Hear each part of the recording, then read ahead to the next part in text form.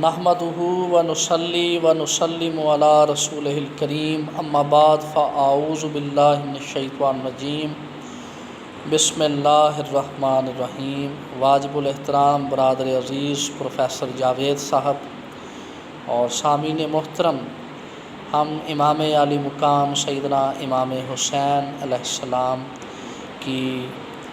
سیرت طیبہ کا ذکر جمیل کر رہے ہیں، اور آپ گزشتہ قسط میں یہ سماعت فرما چکے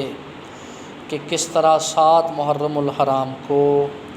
ابن زیاد ملعون کے حکم پر ابن سعد لعین اور دیگر لوگوں نے امام عالی مقام سیدنا امام حسین علیہ السلام اور آپ کے جان نثاران پر دریائے فرات کا پانی بند کر دیا۔ یہ 7 محرم الحرام کا سارا دن امام عالی مقام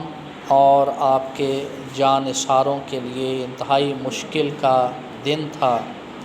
شدت پیاس، صحرا کی گرمی، اور پھر سامنے ہزاروں دشمن کے سپاہی، یہ سارا کچھ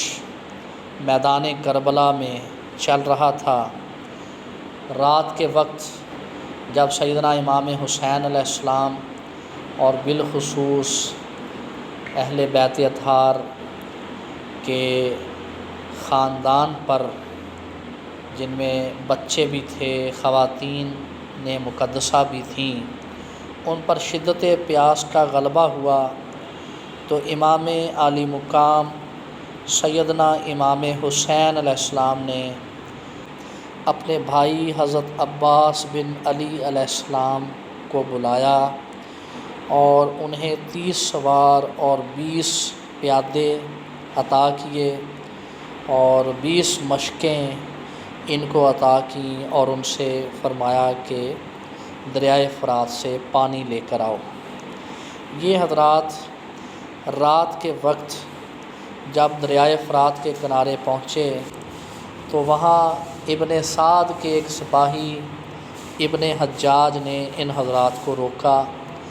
اور دریائے فرات پر آنے کا سبب پوچھا، تو سیدنا عباس بن علی علیہ السلام نے فرمایا کہ ہمارے یہاں آنے کا مقصد یہ ہے کہ ہم یہاں سے پانی لیں گے، چونکہ تم لوگوں نے پانی بند کر رکھا ہے اور ہمارے قافلے والوں پر شدت پیاس کا غلبہ ہے۔ اس پر اس شخص نے کہا کہ آپ حضرات یہاں سے پانی پی سکتے ہیں، لیکن ہم آپ کو پانی لے کر نہیں جانے دیں گے۔ اس پر حضرت عباس بن علی علیہ السلام نے ارشاد فرمایا کہ امام حسین علیہ السلام اور اہل بیت اطہار پیاسے ہیں، ان سے پہلے ہم پانی کس طرح پی سکتے ہیں؟ ہم پانی ضرور لے کر جائیں گے۔ اس پر دونوں طرف تکرار ہوئی۔ ابن حجاج کہنے لگا کہ یہ 500 سوار اسی لیے مقرر کیے گئے ہیں کہ یہاں سے حسین ابن علی علیہ السلام اور ان کے لشکریوں کو پانی نہیں لینے دیا جائے گا۔ اس پر تلواریں نیام سے نکلیں۔ سیدنا عباس بن علی علیہ السلام، جو حضور مولا علی علیہ السلام کے شیر تھے، انہوں نے ابن حجاج سے کہا کہ ہم پانی لے کر جائیں گے، تم روک سکتے ہو تو روک کر دکھاؤ۔ اس پر ابن حجاج نے اپنے ساتھ موجود دیگر لوگوں کو حضرت عباس پر اور حضرت نافع پر حملے کا حکم دیا۔ ادھر حضرت عباس نے، جو پیادہ لوگ تھے جن کے پاس 20 مشکیزے تھے، ان کو حکم دیا کہ تم پانی سے اپنی مشقیں بھر لو۔ سیدنا عباس بن علی علیہ السلام ان کے سامنے ڈھال بن گئے۔ اس معرکے میں حضرت نافع نے بھی بھرپور حصہ لیا، اور سیدنا امام حسین علیہ السلام کے ان دونوں شیروں نے ان سینکڑوں افراد کے وہاں موجود ہونے کے باوجود جو بھی دستہ ان کے آگے بڑھتا اس کو بری طرح وہ پیچھے دھکیل دیتے اور بڑی کامیابی سے مشکیزیں بھروا لیے، اور سیدنا عباس بن علی علیہ السلام نے فرمایا کہ تم لوگ اب یہ مشقیں لے کر چلو، ہم تمہاری طرف کسی کو نہیں آنے دیں گے۔ ابن حجاج اور دیگر سپاہیوں میں ایک کھلبلی تھی، اور رات کے اس پہر شور مچا ہوا تھا کہ عباس اور دیگر لوگ پانی لے کر نہ جانے پائیں، لیکن جو شخص بھی حضرت عباس کے پاس جاتا اس پر اس شدت کے ساتھ آپ حملہ کرتے کہ وہ بھاگ جانے میں ہی عافیت سمجھتا۔ یوں بڑی کامیابی کے ساتھ جو 20 پیادے تھے انہوں نے 20 مشقیں سیدنا امام حسین علیہ السلام کی خدمت اقدس میں پیش کر دیں، اور امام حسین علیہ السلام کے ان 50 جانثاروں نے یزید ابن سعد اور دیگر جو ظالم کوفی تھے ان کے 500 کو شکست دی۔ یہاں سے یہ بھی معلوم ہوا کہ جیسا کہ قرآن مجید فرقان حمید میں ارشاد فرمایا گیا کہ جو کامل ایمان والے لوگ ہیں اگر ایک ہے تو وہ 10 پر بھاری ہے، اور اگر 2 ہیں تو وہ 20 پر بھاری ہیں۔ تو اسی قانون اور قاعدے کے مطابق سیدنا امام حسین علیہ السلام کے یہ 50 جانثار جو حضرت عباس بن علی علیہ السلام کی قیادت میں دریائے فرات کے کنارے گئے تھے، انہوں نے 500 سواروں کو شکست دی۔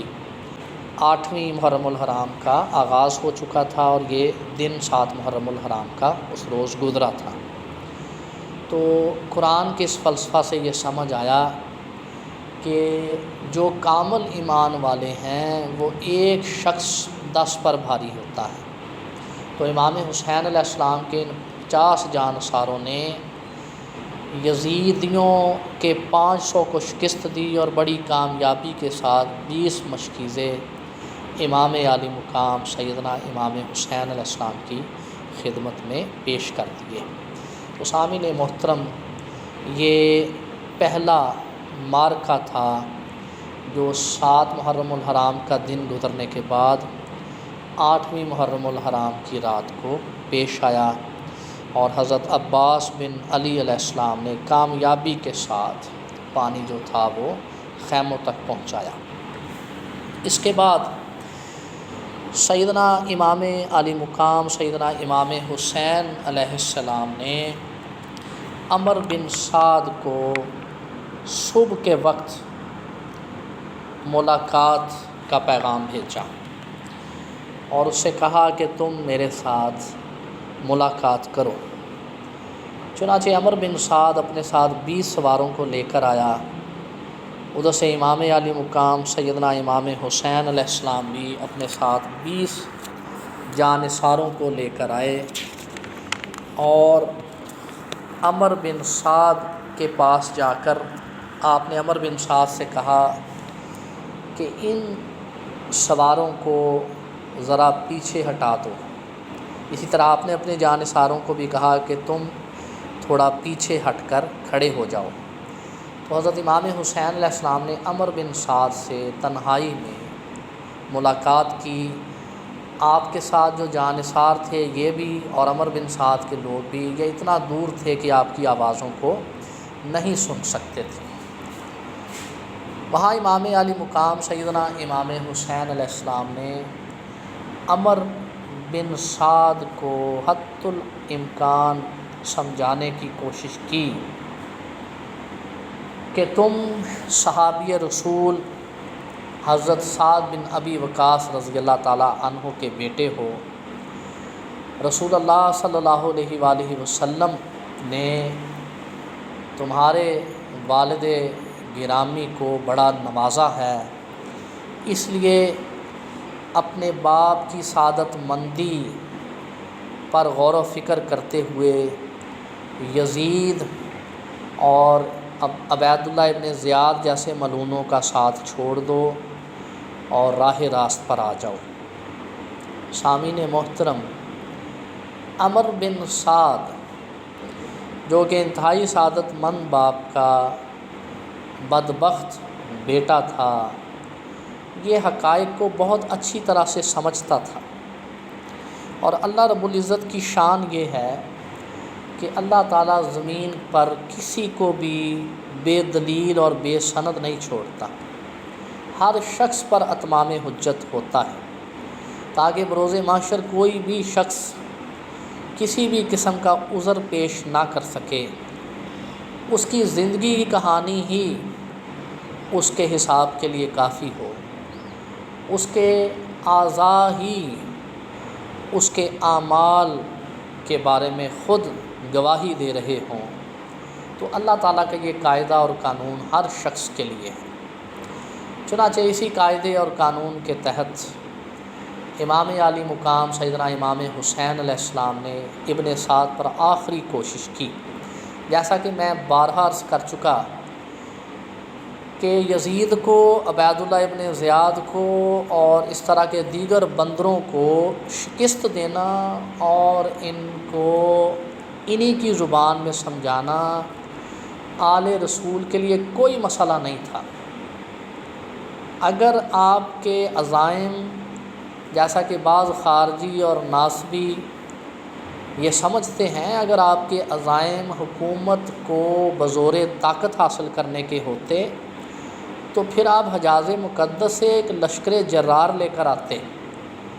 آپ مدینہ المنورہ میں اگر صرف ایک بار لوگوں کو اپنے ساتھ چلنے کا کہتے تو آپ کے ساتھ ہزاروں لوگ مدینہ سے نکلتے اور ہزاروں لوگ مکہ المکرمہ سے نکلتے۔ مگر قربان جائیں، آپ سیدنا امام حسین علیہ السلام کی پوری سیرت کا مطالعہ کریں، آپ کہیں بھی یہ نہیں دیکھیں گے کہ سیدنا امام حسین علیہ السلام نے کسی ایک شخص کو بھی،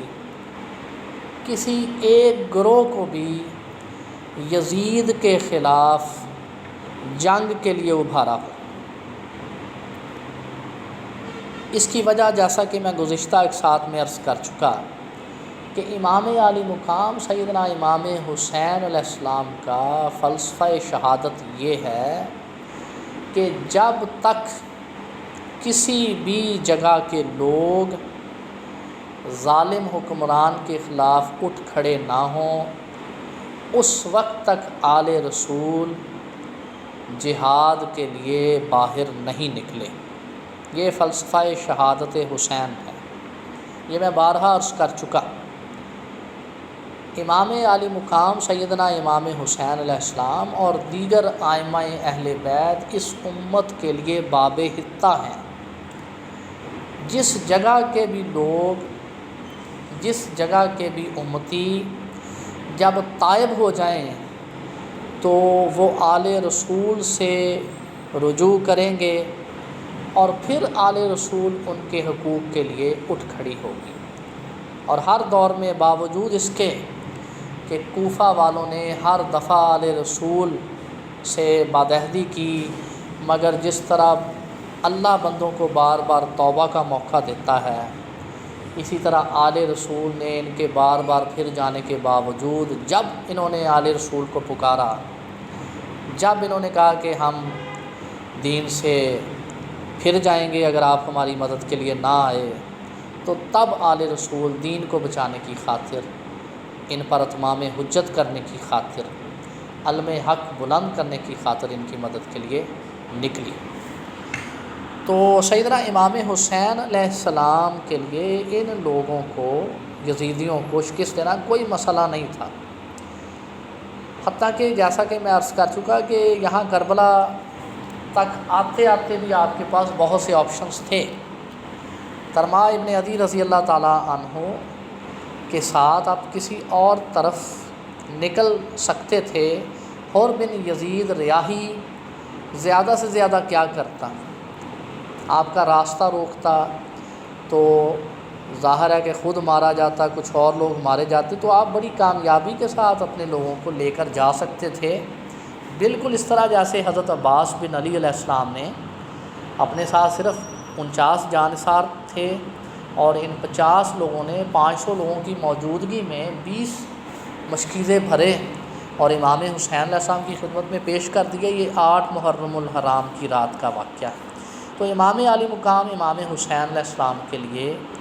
ان لوگوں کو شکست دینا مسئلہ نہیں تھا۔ اصل مسئلہ یا اصل معاملہ یہ تھا کہ ان لوگوں کو ہدایات ربانی پہنچانی تھی اور ان لوگوں پر اتمام حجت کرنا تھی، اور ان بے خبروں کو یہ خبر دینا تھی کہ دین کو تم سیاست سے جدا کر چکے ہو۔ اگر دین کو سیاست سے رسول اللہ صلی اللہ علیہ وآلہ وسلم کے وصال اطہر کے صرف 30 برس بعد ایسا کر دو گے تو اسلام کی قدریں مٹ جائیں گی، اور اسلام کا بھی وہی حشر ہوگا۔ دیگر امتوں نے اپنے اپنے پیغمبروں کے وصال کے بعد کیا وہی حشر، اور وہی حشر نشر یہ بنو امیہ کے لوگ دین اسلام کے ساتھ کر رہے تھے۔ تو امام علی مقام امام حسین علیہ السلام کا جو مقصد تھا وہ بڑی ہی سینسٹیو سرجری تھا، بڑی ہی سینسٹیو سرجری تھی، کیونکہ اگر مسئلہ صرف کفار سے جنگ، یہاں کفار نہیں تھے، یہاں وہ لوگ تھے جو عبید اللہ ابن زیاد کے بارے میں بھی ہے کہ یہ بھی نماز پڑھتا تھا، بلکہ بدبخت کے بارے میں ایک فقرہ ہے کہ یہ بدبخت ایک بار وضو کر رہا تھا تو کہنے لگا اول وقت میں نماز کا لطف ہی علیحدہ ہے۔ تو یہ بدبخت لوگ وہ تھے جو نماز بھی پڑھتے تھے اور ساتھ ساتھ ہر طرح کی حرام زدگی ان کے اندر موجود تھی۔ ان کا وہی طریقہ واردات تھا جو یہودیوں کا تھا، یعنی یہودی مذہبی رسومات کی ادائیگی تک اپنے پیغمبروں کو فالو کر رہے تھے، لیکن جب سود کا معاملہ آتا تھا، جب جہاد کا معاملہ آتا تھا، جب زنا سے بچنے کا معاملہ آتا تھا، یا جب دیگر کھانے پینے کی چیزوں کا معاملہ آتا تھا تو پھر انبیاء کی پیروی نہیں کرتے تھے۔ تو امام حسین علیہ السلام جو نکلے ہیں تو آپ کافروں کے خلاف نہیں نکلے، آپ اصل میں نکلے ہیں اس امت کے منافقوں کے خلاف اور اس امت کے فاسقوں اور فاجروں کے خلاف۔ اس لیے تلوار بڑی ہی سوچ سمجھ کر آپ نے چلائی ہے، اور وہ بھی آخری موقع پر، جب کہ ان لوگوں نے آپ پر شدید حملہ کر دیا، اور سارا واقعہ انشاءاللہ ہم عرض کریں گے۔ تو آخری آپشن تلوار تھا۔ پہلا آپشن یہی تھا کہ کسی طرح شاید ان کو عقل آ جائے، کسی طرح شاید ان کو ہوش آ جائے، کسی طرح شاید ان کو سمجھ آ جائے کہ ہم کس طرف کو جا رہے ہیں، اور شیطان اور نفس کے وساوس نے کس بری طرح ہمیں یرغمال بنا رکھا ہے۔ تو امام علی مقام سیدنا امام حسین علیہ السلام نے عمر بن سعد پر آخری کوشش کی، اور تنہائی میں اس کو بڑا سمجھایا کہ شیطان کی پیروی چھوڑ دو اور رحمان کی پیروی شروع کر دو۔ کہا یہ جاتا ہے یہاں پھر مختلف قیاس آرائیاں ہیں، مختلف قیاس آرائیاں ہیں، اور ان قیاس آرائیوں کا ذکر تاریخ کی مختلف کتابوں میں ہے، لیکن کچھ مشہور میں یہاں ذکر کیے دیتا ہوں۔ ان میں سے ایک یہ ہے محدثین کی رائے کے مطابق کہ جب ابن سعد ملعون دنیا کے عیش اور عشرت کو چھوڑنے کے لیے راضی نہ ہوا،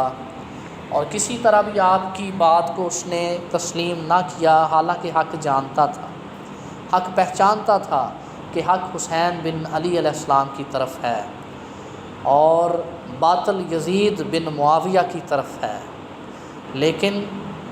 بدبخت تھا، دنیا کی محبت اس پر غالب آ چکی تھی، باوجود سمجھنے کے بالکل ایسے جیسے ابو جہل کہتا تھا کہ اے محمد میں آپ کو جھوٹا نہیں کہتا، لیکن کیا کروں کہ میں دین حق کا کلمہ پڑھنے سے قاصر ہوں، دین اسلام کو ماننے سے قاصر ہوں۔ کون سی چیز تھی جو اس کو روک رہی تھی؟ یہی دنیا پرستی، یہی انانیت، یہی نفسانیت۔ تو عمر بن سعد کے ساتھ بھی وہی مسئلہ تھا۔ عمر بن سعد نے اس بات پر لبیک نہ کہا۔ اس کے بعد محدثین کی اب رائے پیش کروں گا۔ محدثین کی رائے کے مطابق، یا جو لوگوں نے قیاس آرائیاں کی، عین ممکن ہے کہ عمر بن سعد سے کویسچن کیا گیا ہو، اس کے لوگوں نے پوچھا ہو، اور ظاہر ہے کہ جب عمر بن سعد نے خط لکھا تو اس کے مندرجات بھی بہت کچھ بتاتے ہیں اس حوالے سے۔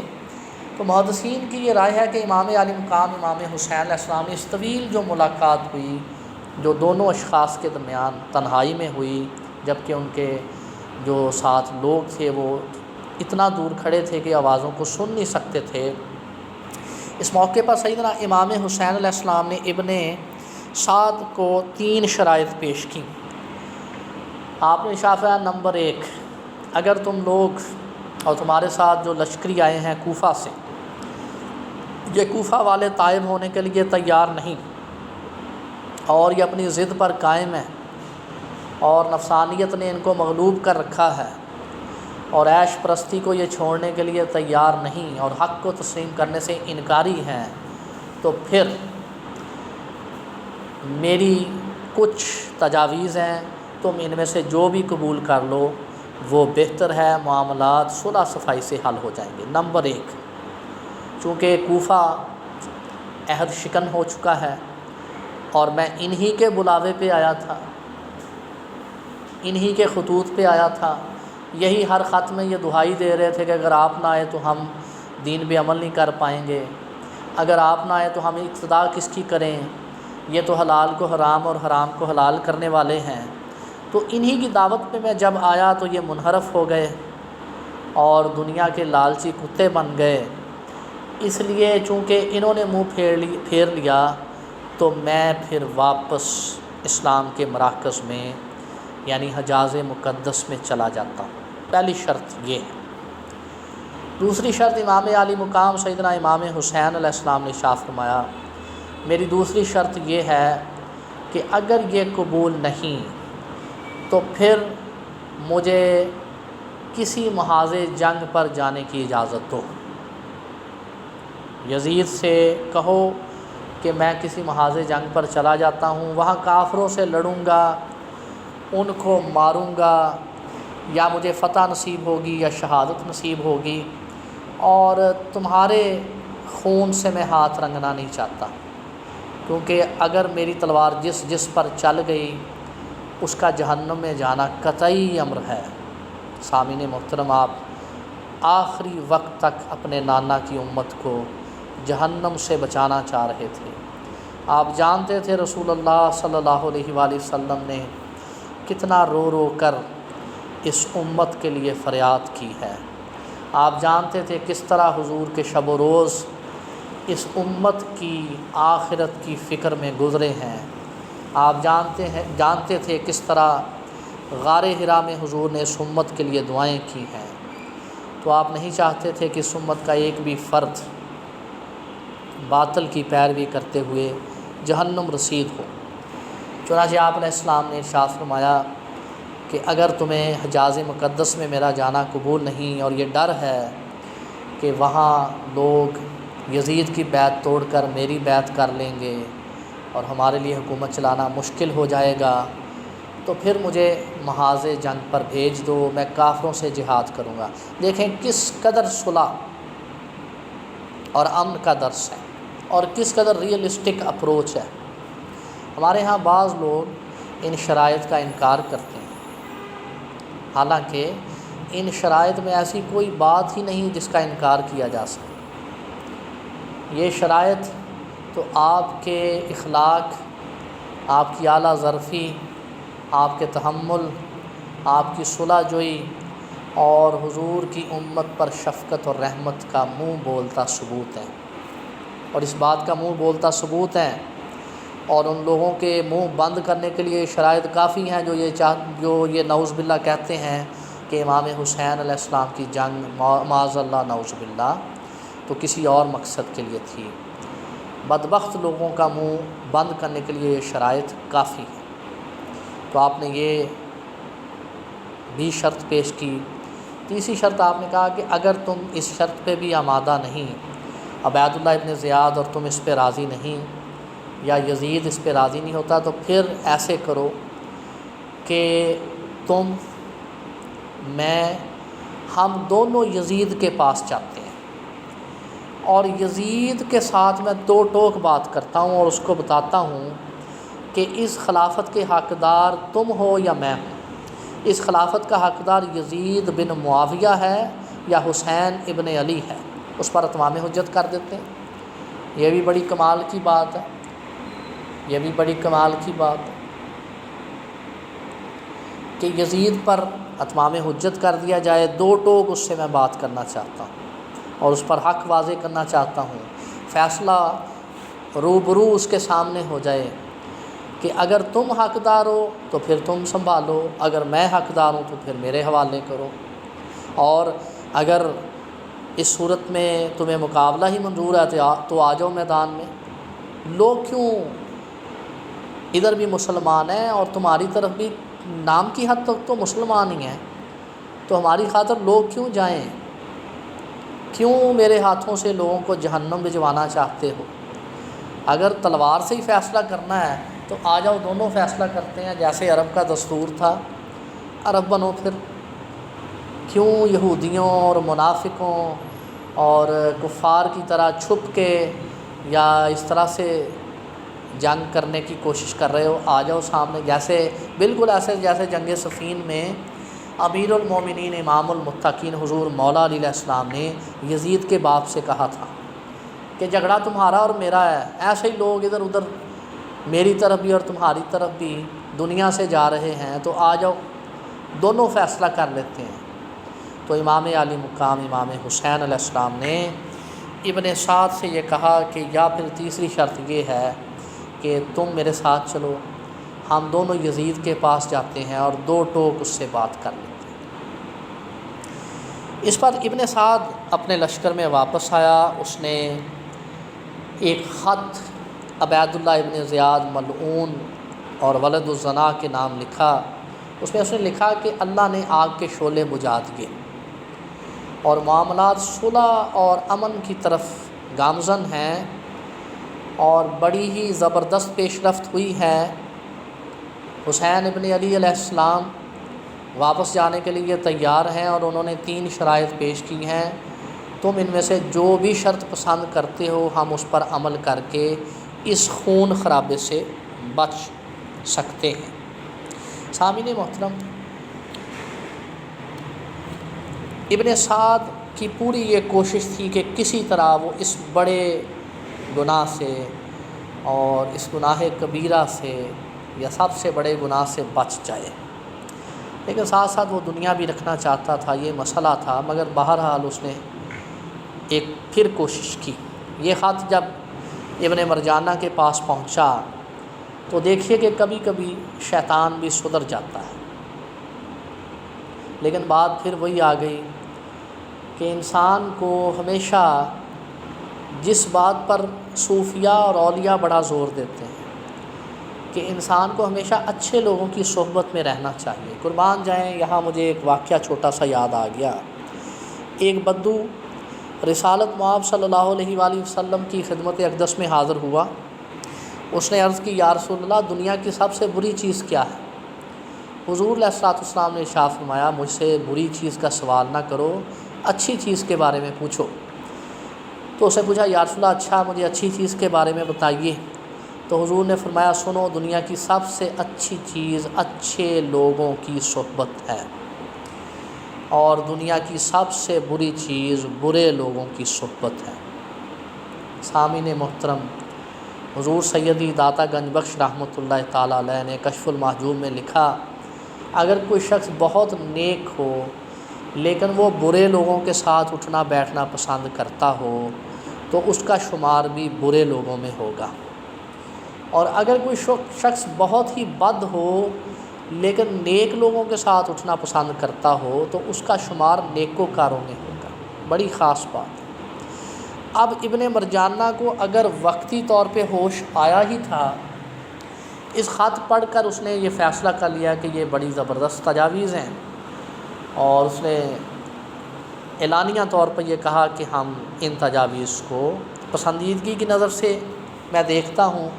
اور میں یزید کو لکھتا ہوں کہ ان میں سے کسی ایک پر عمل کر لیا جائے تو ہمارے حق میں بہتر ہے۔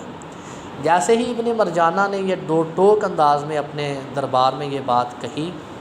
تو شمر ذل جوشن ملعون اور خبیث ترین دنیا کا شخص اور ذلیل ترین شخص یہ کھڑا ہوا اور اس بدبخت نے کہا کہ ابن زیاد تم حسین ابن علی علیہ السلام کو چھوڑ دو گے؟ اگر تم نے یہ موقع اپنے ہاتھ سے گنوا دیا تو تمہاری کمزوری سب پر ظاہر ہو جائے گی، یہ تمہارے لیے اچھا نہیں ہے، یزید تم سے ناراض ہو جائے گا، تمہارا عہدہ چھن جائے گا، امارت تمہارے ہاتھوں سے چلی جائے گی، وغیرہ وغیرہ۔ اس دنیا کے ذلیل ترین کتے نے، اس بدبخت ترین شخص نے ابن زیاد ملعون کی جو لمحاتی جو سوئی ہوئی شیطانیت تھی اس کو پھر سے جگا دیا۔ شمر ذیلجوشن کی اس شیطانی گفتگو نے ابن زیاد کی سوئی ہوئی شیطانیت کو ایک بار پھر سے جگا دیا، اور وہ بدبخت یہ کہنے لگا کہ یہی بہترین رائے ہے، اور رائے ہے تو شمر کی رائے ہے۔ چنانچہ ابن زیاد ملعون نے اسی شیطانی اور نفسانی